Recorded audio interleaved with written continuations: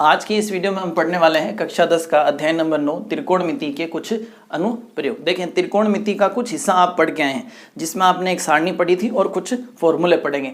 अब देखें उनमें से इसमें क्या चीज़ इस्तेमाल होने वाली है। ये जो चैप्टर है आपका ऊंचाई और दूरी पर आधारित है। ऊंचाई हमेशा इस तरह सीधी होती है, खड़ी लंबवत, और ये जो दूरी है इसको हमेशा इस तरीके से नापा जाता है इस चैप्टर में।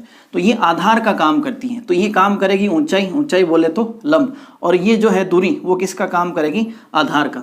तो ये बना लंब बटा आधार, और सब जानते हैं लंब बटा आधार से क्या बनता है, टेन। इसका मतलब इस चैप्टर के जितने भी क्वेश्चन हैं लगभग लगभग उसमें कौन सा अनुपात काम आएगा, टेन। लगभग लगभग घुमा फिरा के आपको टेन ही देखने को मिलेगा, क्योंकि पूरा क्वेश्चन ऊंचाई और दूरी पर आधारित है। ऊंचाई लंब का काम करती है और दूरी आधार का, इससे निकलता है टेन। ये तो देखा कि त्रिकोणमिति का कौन सा अनुपात काम आएगा। अब हम बात करते हैं इस थीटा के बारे में। देखें, जब भी किसी वस्तु को नीचे से ऊपर की तरफ देखा जाता है, सपोज करें मैं ऊपर की तरफ देख रहा हूं, तो ये जो लाइन आपको नजर आ रही है ये दृष्टि रेखा होगी और ये क्षैतिज रेखा। इनके बीच का जो डिफरेंस है, जो एंगल है, उसको अपन कहते हैं उन्नयन कोण। दृष्टि रेखा है जहां से इसको देखा जा रहा है, जिस लाइन में देखा जा रहा है, और उसके सामने वाली आंख के सामने की रेखा, इनके बीच का जो ये कोण है ये कहलाता है आपके उन्नयन कोण। अब इसकी दूसरी स्थिति कुछ इस तरह बनती है, जब आप किसी वस्तु को ऊपर से नीचे देख रहे हैं, तो नीचे देखेंगे तो ये दृष्टि रेखा और ये क्षैतिज रेखा। देखें, ये दृष्टि रेखा और ये क्षैतिज रेखा, इनके बीच का जो एंगल है वो आपके कौन सा होता है, अवनमन कोण कहलाता है। क्या कहलाता है, अवनमन कोण। नीचे से ऊपर देखें उन्नयन, और ऊपर से नीचे देखें तो अवनमन कोण।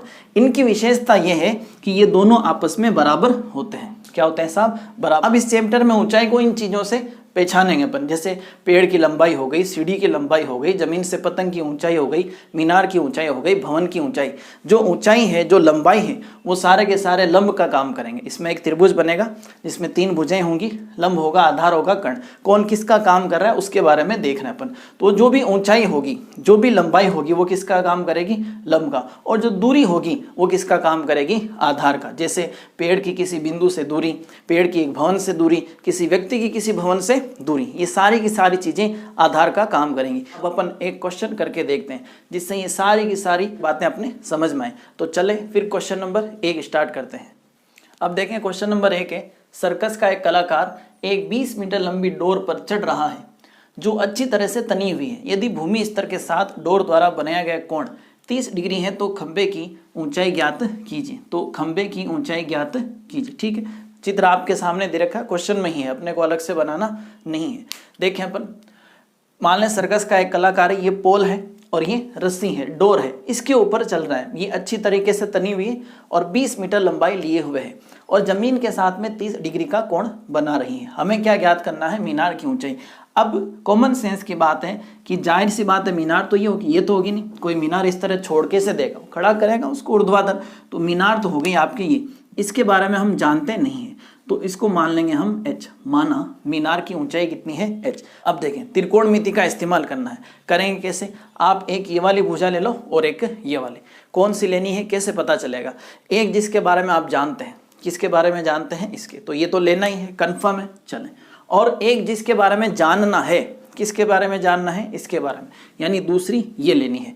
अब इन भुजाओं के नाम, ये है लंब और ये है कर्ण, यानी कि आपको लंब और कर्ण का अनुपात लेना है, या चाहें तो आप कर्ण बटा लंब से भी काम चला सकते हैं। चलें डिटेल लिखना शुरू करें।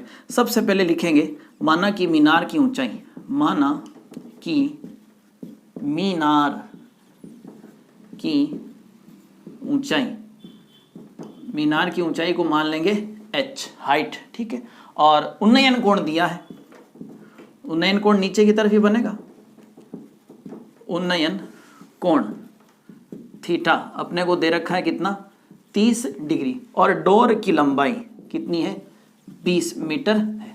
ठीक है, चलें अब त्रिभुज ABC में, त्रिभुज ABC में 2 भुजाओं का अनुपात लेंगे। मैं ले रहा हूं AB बटा AC, AB बटा AC। अब देखें AB क्या चीज है, लंब है। AB क्या है, लंब है, और AC क्या है, कर्ण है, यानी कि लंब बटा कर्ण।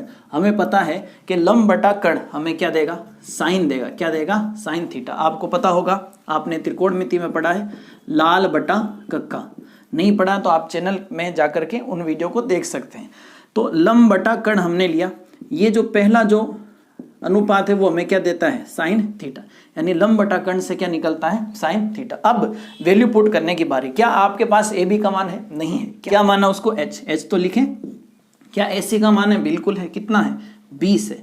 चले अब आए आगे, साइन, क्या थीटा पता है, बिल्कुल जानते हैं, कितना है, 30 डिग्री।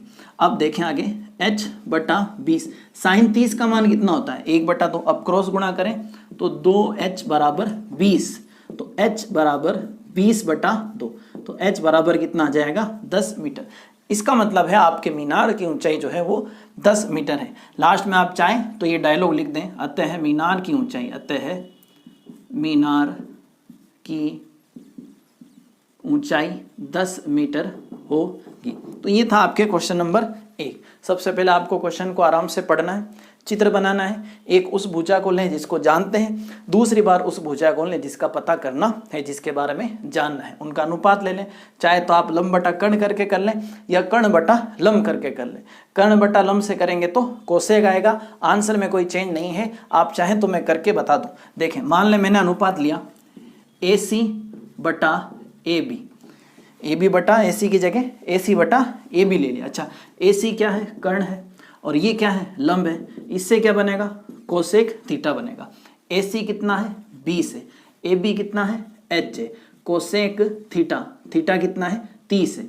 तो 20/h बराबर कोसेक 30 का मान कितना होता है, 2। क्रॉस गुणा करें, 2h बराबर 20, तो h बराबर 20/2, यानी h बराबर कितना, 10।